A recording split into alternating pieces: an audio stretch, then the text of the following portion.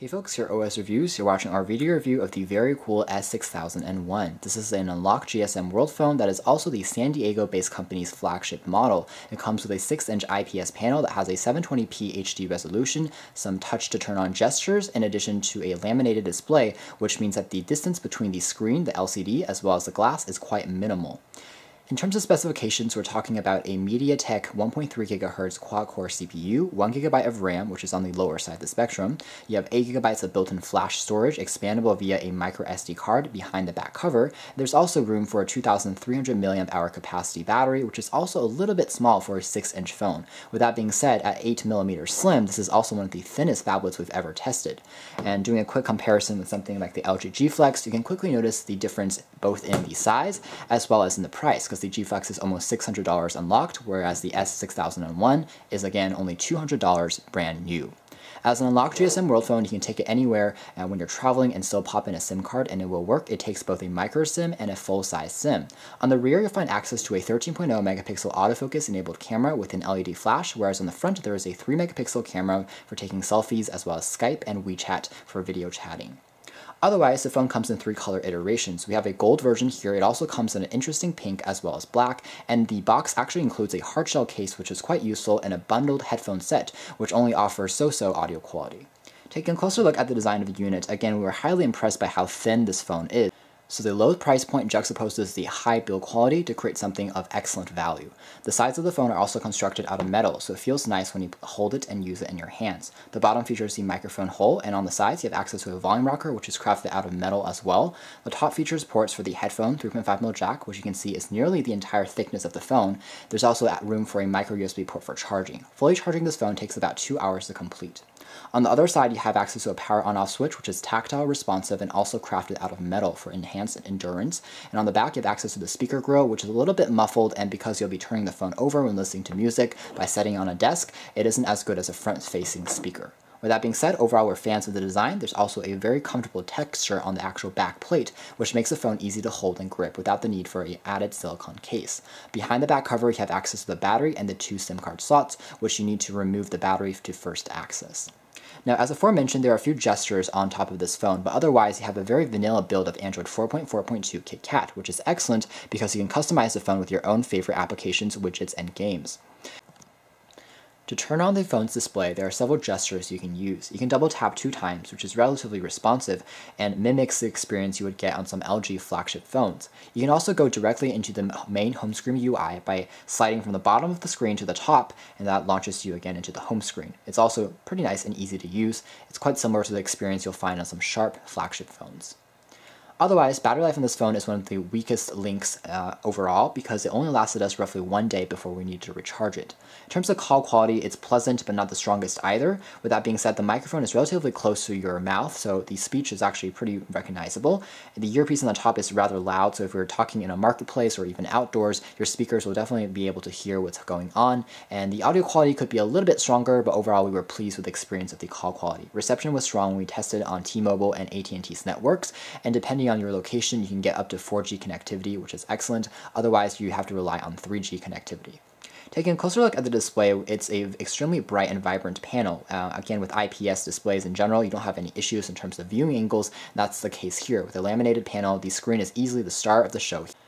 Touchscreen sensitivity could be slightly improved, but overall we were pleased with the experience that you'll find on here. It's comparable to some of Xiaomi's phones, and overall it does a decent job of navigating around with your fingers. You can see there's very little lag on here in terms of main operation, and playing back some basic games as well as browsing the web will also be handled nicely by the phone's processor and also RAM. Now, if you plan on playing graphically intensive games or multitasking a lot, it's definitely going to slow down and you'll notice some delay in the background because at the end of the day, a MediaTek processor is definitely not as powerful as a Snapdragon model. With that being said, for most basic users and at only $200, I think you'll be pleased with the performance. The drag down notification drawer is the same you'll find on most Android 4.4 KitKat phones. You can see the time and date information. You can also tap on and hold on the home key there to open your current list of applications. You can also drag down using 2 fingers to open and close the different wireless options such as Wi-Fi, Bluetooth, your GPS, your rotation for the screen, and also casting the screen using Wi-Fi. And those things are pretty easy to program and to use. Taking a look at the web browsing experience first, I'm going to turn on Wi-Fi and take a look at how that works. I found that generally it was a pleasing experience. There's Flash that you'll find on this particular browser as well, so you are able to view videos directly using the stock browser, which is excellent. You can also use Chrome. So if I tap on Chrome over here, I have the New York Times loaded, and you can see it does a good job with complex pages. The New York Times is typically a benchmark of a very complex site with a ton of Flash elements and pictures, and it's going to take a few seconds for everything to load, but pinch to zoom gestures are generally smooth. Text will automatically reflow itself whenever you're scanning or going around the page, and so web browsing is definitely pleasing, as you would expect with a 6-inch display. Everything is very vivid, easy to see, and if you're reading a lot, it's going to be a nice display to interact with in general. Taking a look at some other things you can do with this phone, such as YouTube. So here we have the clip loaded. I'm going to tap on the play key there. I can also rotate the screen to have it launch into the full screen mode. So as you can see, playing back videos in general is definitely a pleasing experience just because everything is bright, vibrant, the screen is the star of the show, and in terms of video streaming and video scrubbing, you get a pretty good experience over YouTube. I can also tap and kind of go back into a different part of the video. And overall, again, if you're planning on watching YouTube videos or watching videos online, this is a nice phone to do that because it does a pretty good job of playing back your clips using the display, which is excellent in terms of clarity and the saturation. Taking a look at some other applications that you can use this phone for, we're going to check out a few basic games to show you how that experience works out. I have Tanks uploaded here. Tanks is a fairly graphically intensive game, I would say. You can see there's a slight amount of lag that will occur if I have a few applications open in the background, but overall, it does a pretty good job. I'm going to resume my previous game. You can see that the speaker is relatively loud, although it's a slightly tinny in the background. Let's turn down the volume there and retry this particular level. And the screen is definitely sensitive enough for you to interact with it and to use it for playing back your games. And you can definitely see that it's a pretty enjoyable experience if you plan on using it for gaming. The screen is nice and wide. You can attach any peripherals like built-in gaming pads, and that works nicely. In terms of specifications, again, we have Bluetooth 4.0 enabled. There's also the ability for you to use Wi-Fi, B, G, and N. And again, there is that GPS on board. So gameplay in general, again, the frame rates are pretty nice and smooth. Depends on, again, how many apps you have open in the background. And if you're not using any more, I would recommend closing them down to make the phone a bit more zippier and faster. Taking a look at the camera next, we were generally pleased with the experience.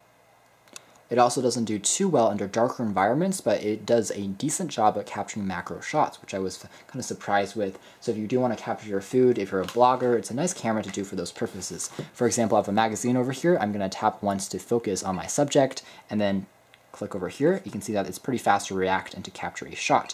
I can go through many of the different settings in the very top. There is a beautify mode to capture your face and reduce any acne or any pimples. There's also ones that you can set for different filters. There's a panorama mode, which is pretty cool. And there's also the ability to switch into the front-facing camera, which actually has a pretty decent sensor as well. A lot of front-facing cameras on unlocked phones tend to be very dark, and you can't really see your face unless you're in a super well-lit environment. But this phone does a good job even in darker situations for the front-facing camera. And finally, there's an HDR mode, which I found to be a little bit iffy in terms of it works nicely for landscape shots, but if you're really up close, you have to hold extremely still, and sometimes it creates a little bit of a fuzzy result, but it definitely improves the image quality overall. Pressing on settings here, you can turn on GPS for geotagging of your photos. You can change the resolution, you can change the color effects, the scenes, a self-timer, and face detection, and everything works generally pretty nicely. Currently, there are a few apps that are being updated in the background, such as YouTube, and this is making the phone slightly more sluggish than normal, as you can see there. There's also a proximity sensor on the very front, which will automatically dim the display once you place the phone next to your ear when you're calling someone. Taking a look at our captured results, you can see that it's pretty lucid to pinch in and out. Colors are well saturated and they're well balanced. It doesn't offer the greatest detail in the world, but I think it's more than going to suffice for basic casual users. It's certainly going to replace a basic digital point-and-shoot camera relatively nicely. So in terms of camera, I would say it's a decent one, not the best I've seen, but at 13 megapixels, it's an impressive aspect for a phone that retails for only $200. Otherwise, taking a look at some other applications on here, there's access to the common Google services, including Chrome, Drive, and Gmail, and there's even a file manager that's been built in by the manufacturer for you to see what's on your micro SD card. There's also a FM radio if you have a headphone plugged in that works nicely, and you have access to Facebook as well as Twitter that are pre-installed, and you have Google Photos, the Play Store for thousands of free applications that you might want to download. There's Hangouts, navigation and maps for turn-by-turn GPS directions, although you do need to have access to the internet first. And there's news, Picasa Tool, that's what the Google Play would look like on the phone here, with the games, the movies that you can check out. Some other apps that are kind of noteworthy is there is an included torch app that has been pre-installed, so it allows you to use the LED on the back as a flashlight, which I think is pretty cool. You can see what's happening maybe in your house at night without having to search for the switch. It's relatively responsive. You also find it on some HTC and Samsung phones, and it works quite nicely. The only part of this phone has been customized by the manufacturer, I would say, would be wallpapers, and you'll find access to some of Verykool's touches. These are some custom wallpapers that they kind of set up for you, and you have some more traditional ones near the back. They're all very vibrant and shows off the device's display to a nice extent, and you can customize it to your liking. There's also widgets that you can select through to drag them out. At the settings drawer, we have access to different things like the gesture sensing and the smart wake. So in terms of gesture sensing, we basically have the ability to slide through different pages by supporting the airwave function. So you can wave your hand in front of the camera, and that takes you to the next page in your gallery and allows you to take a picture, play your music, also unlock the phone as well. So as a brief demonstration, if I kind of wave my phone in front of the camera there, when I'm opening up the app drawer there, as you can see, I can go on to the next page. It's relatively sensitive and easy to use. You can also use it to access things like the gallery when you're looking at your photos, and it's overall a nice function. I think it's pretty cool. It's not the most accurate, but you also find it on some of Samsung's flagship phones. So here on a $200 phablet, it's definitely a neat feature to play around with. Finally, for the smart wake, that was basically the double tap to wake, but there's also other things that you can do, like draw up to unlock, draw down to pause in music, switch to the next song while the display is off, and I currently have the C to browser and E to the C to the camera and E to the browser. Basically, if I have the phone off and I draw a C, you'll see that it's going to notify that, and after a few seconds, it's going to open up the camera. It works pretty nicely. You can also, again, use it for different alphabetical figures, such as E for the internet, I guess, and it takes a little bit of practice to get used to, but afterwards, it's a relatively fast and responsive experience. So overall, I would say that the Verykool S6001 is an ideal smartphone for only $200 because it's relatively inexpensive and delivers a stunning display. Performance could be a bit faster and the touchscreen responsiveness could be a bit higher, but again, at $200, it more than holds its own as a very nicely designed, extremely sleek and elegant smartphone. And overall, if you're on a budget, I would say this is a nice phablet to check out and to consider. It's unlocked, it has GSM, it's a quad-core processor underneath the hood, and again, that display is the main star of the show. To learn more information about the smartphone, be sure to read our full written review. This has been our video. Thank you for watching here at OS Reviews.